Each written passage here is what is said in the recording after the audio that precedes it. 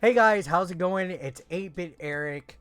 Welcome. It's November, which means it's the coldest waters, the coldest blackout. So every November, they have a special promotion going on with their sales. So Coldest Water is a water bottle company that has really well insulated bottles that really keep your water cold for several hours, and they're very heavy duty and everything. So they sent me a brand new bottle. In the past, I've shown them and shared them before. It's a great product in my opinion. But the Coldest Blackout is a special promotion going on. If you use promo code Blackout, you get 20% off at the Coldest Water. It ends November 30th, so you have a whole month.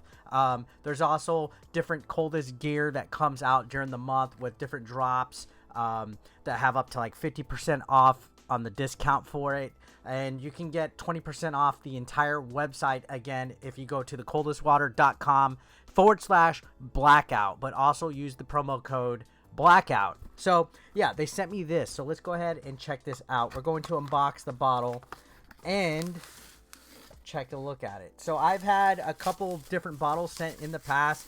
These actually help, encourage me to drink, because they keep your water cold. Now this one's not personalized, but it is one of the special ones for the blackout. So you can see it's completely black. And this one says that it keeps your water cold for 25 plus hours. Or if you want to put something hot in it, it will keep it hot as well, vice versa. I wouldn't recommend really drinking anything hot out of a metal thing, but Coldest water for 25 plus hours. It says no sweat technology, so it's not gonna freaking condensate out here.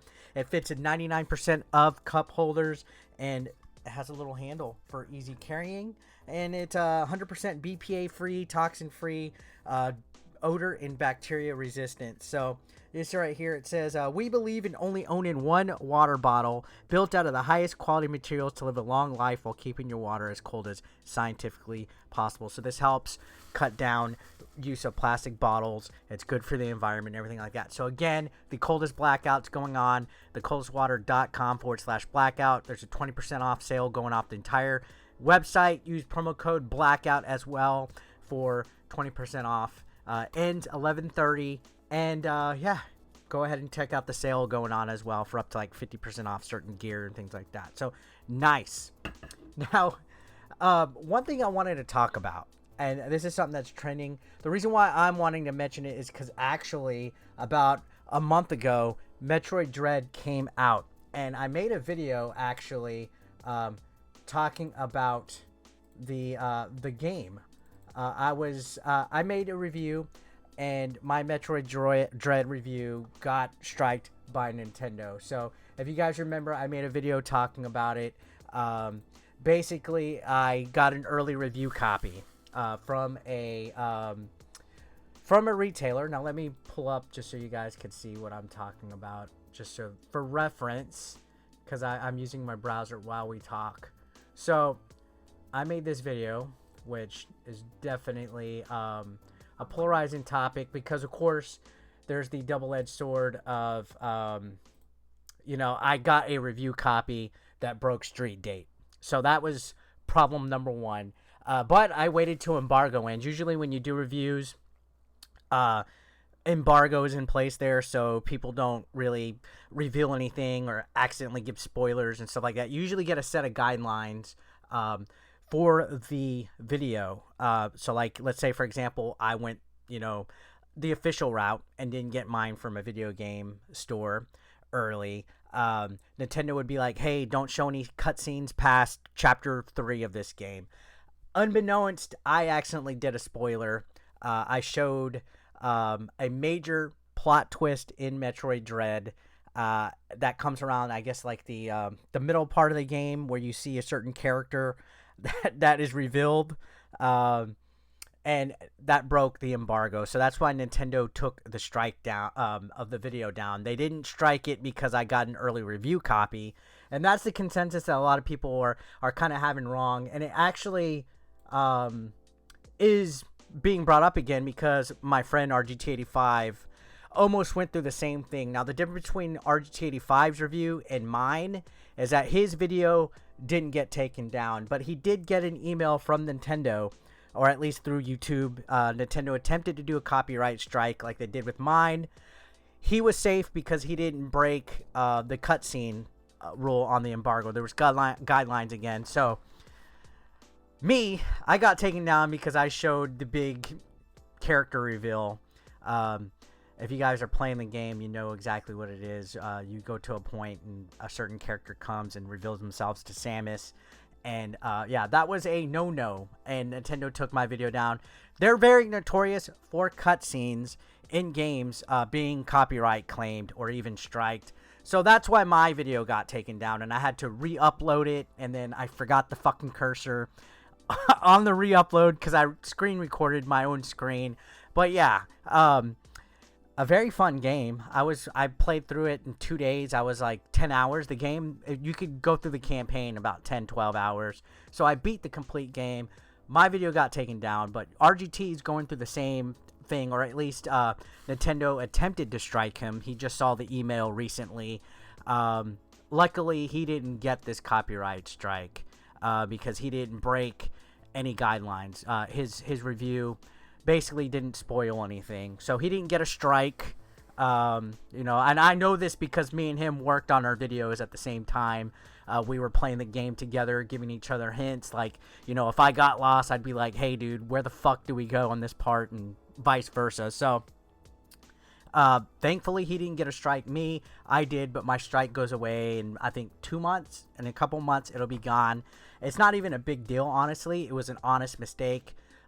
Because I didn't look at the guidelines because I didn't get them. So usually, like for example, I just got Just Dance 2022 sent to me the other day, and the embargo for streaming was actually on the 29th of October. So if I would have streamed the game before that, I would have been in trouble. So since I got my copy of Metroid Dread early, and I didn't agree to an embargo, I wasn't aware of guidelines, and basically that's what happened to Sean as well. But he went the safe route and really didn't show much as far as cutscenes go. Me, I wanted to show deep, near end game cutscenes, so people can see that I actually played the game, because some people have it in their heart that I didn't play the game completely. I could show the save file. I could show where I'm at. The game ain't that long. It's about a 10-hour campaign, but it's a fantastic fucking game. Amazing. Although the boss at the furnace part, like where the stage freezes over or whatever, he's like a big monster with claws and stuff. He was a bitch. In fact, all the boss fights were bitches in that game. But yeah, my thoughts on it. I'm happy that their copyright strike didn't go through for him. You know, we got to be careful when it comes to reviewing Nintendo games, especially if you get a game early, because you never know. As a reviewer, you know, that's an honest mistake that you can make if you aren't aware of what the guidelines are and stuff like that. So, yeah, I'm glad that he didn't have to go through a strike. I tried to dispute my strike, but once Nintendo sent me the embargo guidelines and showed me what I did wrong, I was man enough to admit, okay, they have every right. You know, a lot of people don't like when Nintendo likes to throw their weight around on creators. But they showed me their guidelines, and definitely the part that I showed shouldn't have been shown in my review. So that's what happened as far as my video goes. So I didn't get as lucky as RGT5 did, and my video got striked and taken down, and I basically had to re-edit it and re-upload it. And I only showed early video game footage of it. I do have the review in full on my Odyssey.com channel. The original one is up there. Nintendo didn't strike the one on Odyssey. So if you want to see the spoilers I had, it's over there. But yeah, lesson definitely learned that if I get a game early, even if it's like a day or two early, to just be careful with what I show on screen as far as cutscenes and plot points go. You know, you think because you didn't agree to an embargo that you can get away with it and, you know, just play it on the safe side. I did release it after embargo date happened, though. I knew what the time and date of the embargo ended at, but I did have a good 2-3 days of playing this game. I ran through it one time, and then I played it again about a half, game, so a game and a half. Not half bad. Again, Metroid, I'm not a big fan of it. It's not my favorite Nintendo series, but this one actually kept my attention long enough.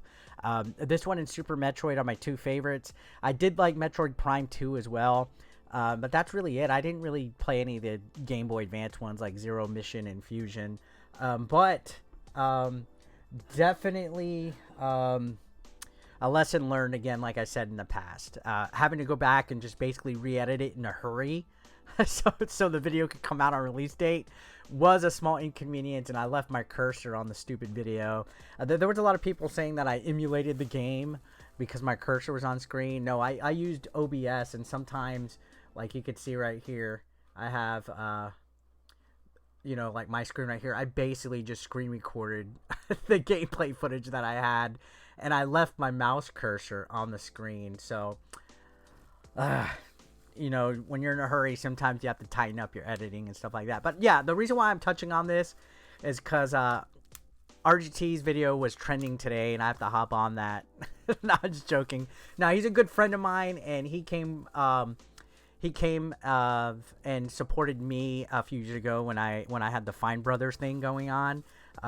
He showed his support for me, and I just wanted to throw my support out there because there's a lot of people making videos about this that have absolutely zero clue of what they're talking about as far as the situation goes. And me, I was actually like chatting with him leading up to this situation, and me and him, when Nintendo striked me, he was chatting with me about that as well. So we definitely have at least communicated in the past leading up to this, and then he brought it to his attention recently that Nintendo attempted to strike him and they failed. So I'm glad he's okay. I'm glad his channel's all right. I just wanted to throw my support for him because a lot of people are out there talking about things that they have no idea about. It's a tough situation when you are a reviewer, again, like I said before, because you always feel pressured to get the review out, to get the video out, and sometimes you can make honest mistakes even if you mean well. So yeah, I mean, we're all only human. I do this for fun. I like to talk about games, and no matter how many people watch the video or not, you know, that's inconsequential. I just wanted to cover the game because why not? It's a brand new game, and that's what the people who are subscribed, that do follow, want to watch. So I do appreciate the people that had stuck by me, and I guess, you know, I'm sure Sean shares the same sentiment with his audience and stuff. Again, as somebody that covers video games, you do get caught up in that whole wanting to rush and wanting to do things quickly as possible, and it opens yourself to simple mistakes. And again, we're only human. Nobody really broke the law here, honestly. You know, you could say that getting an early copy is breaking street date, but I'm not going to go to jail over it. Lesson learned, if I do get another early copy, unofficially, I'm going to take a look and see if I can contact Nintendo or Ubisoft or whoever and see if they could send me some embargo guidelines, because it's very easy to get caught up in that. And you know, I also have friends that work on different websites and stuff that are out there that could get access to this. So that was a bad on my part, and, you know, lesson learned. So anyways, enough of the rambling. Thanks a lot for watching, guys. I will see you on the next one. Have a good day.